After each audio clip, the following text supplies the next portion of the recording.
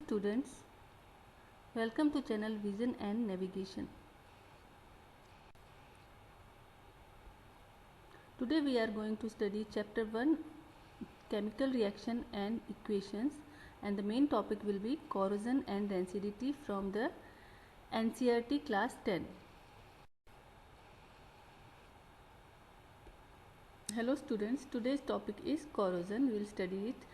What is corrosion? बच्चों आपने देखा होगा कि बहुत से आयरन के या फिर अन्य मेटल के जो आइटम्स होते हैं वो नए जब हम नए लाते हैं तो उनमें एक अलग शाइन होती है, बट धीरे धीरे वो उनकी जो नेचुरल शाइन है या फिर जो न्यू ब्रांड शाइन थी वो हमें दिखाई नहीं दे रही होती है। जैसे कि लोहे के आइटम्स देख लो, कूलर देख लो, कूलर का स्टैंड, लोहे के दरवाजे, बड़े बड़े जो गेट होते हैं, मेन गेट होता है, और ऑलपिन भी हो, लोहे के ऑलपिन ही क्यों ना हो, उस पर भी आप देख सकते हो। तो ऐसा क्यों होता है? क्योंकि मेटल जो है वो ख़राब होने लगते हैं, डिस्ट्रॉय हो जाते हैं, डैमेज हो जाते हैं। तो ये डैमेज क्यों होते हैं ये हम कोरोजन के अंतर्गत पढ़ेंगे। सो व्हाट इज़ कोरोजन, पहले हम ये देखते हैं कोरोजन क्या है। In this process the metal surface which is in direct contact of air and moisture gets oxidise and forms a mixture of oxide and hydroxide. The process is continued until the metal is not fully destroyed. पूरी तरीके से जब तक destroy नहीं हो जाता तब तक ये प्रोसेस कंटिन्यू होता है। और यह मेटल्स कई मेटल्स में होता है, ना ही आयरन में ही नहीं, यह सिल्वर में भी होता है। और example conversion of iron into rust. तो जो वह ब्राउन कलर का जो हमें पाउडर दिखाई देता है, ब्राउन दिखाई देता है, वो क्या होता है? वो रस्ट होता है, जंग होता है। और इस प्रोसेस को आम भाषा में रस्टिंग भी कहते हैं। तो टार्निशिंग ऑफ सिल्वर, आपने चांदी के जो आइटम्स हैं वो काले हो जाते हैं एटमॉस्फेयर के कांटेक्ट में आके, तो वह भी कोरोजन ही है, बट सिल्वर के कोरोजन को टार्निशिंग कहते हैं. Development of green coating over copper and bronze.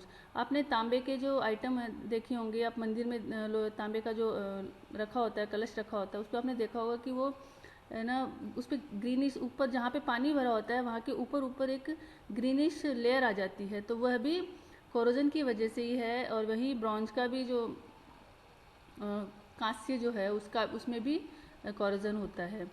Corrosion of iron is called rusting, और रस्टिंग कहलाती है, जंग का लगना रस्टिंग कहलाता है. It damage to car bodies, bridges, iron nailing and many more metal items.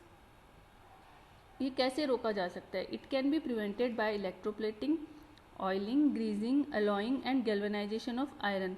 आपने देखा होगा कि ना पुराने आइटम में पेंट किया जाता है, घर में सब लोग पेंट करते हैं. तो पेंट क्या होता है, किससे बचाता है? रस्टिंग से बचाता है. और इलेक्ट्रोप्लेटिंग कर जा सकती है, ऑयलिंग, उनकी ग्रीजिंग कर जा सकती है.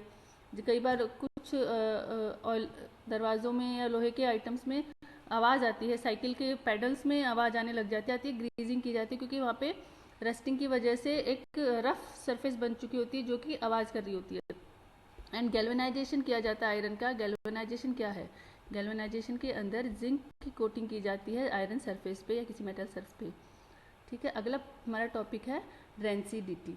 रेंसिडिटी जो है वो फूड आइटम्स में ऑयल और फैट्स होते हैं, वो जब एयर के एक्सपोजर में आते हैं और ऑक्सीजन के कांटेक्ट में आते हैं तो वो ऑक्सीडाइज हो जाते हैं. कौन? Oil and fats. So due to which the colour and smell of food items changes.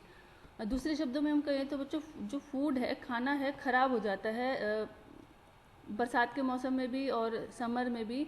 अगर हम उन्हें फ्रिज में नहीं रखते हैं और उनको कोल्ड स्टोरेज नहीं देते हैं तो बहुत सी चीज़ें ख़राब हो जाती है. स्पेशली पका हुआ खाना जल्दी ख़राब होता है क्योंकि उसमें ऑयल और फैट्स होते हैं. तो यह क्योंकि वो ऑक्सीडाइज हो जाते हैं, तो यह जो प्रोसेस है, यह कलर और स्मेल भी चेंज हो जाती है. तो यही रेंसिडिटी कहलाता है. इसको कैसे प्रिवेंट किया जा सकता है? इससे एयर टाइट कंटेनर्स में फूड को बंद करके फ्रिज में रखा जाए. और जो फूड पैकेट्स हैं, जो हमारे पास चिप्स हैं, जो भी हम पैक्ड फूड खाते हैं, उनको स्टोरेज के लिए, प्रिजर्वेशन के लिए उसमें नाइट्रोजन का इस्तेमाल होता है, डाइनाइट्रोजन का, और एंटीऑक्सीडेंट्स का, like butylated hydroxytoluene. Okay, thank you students.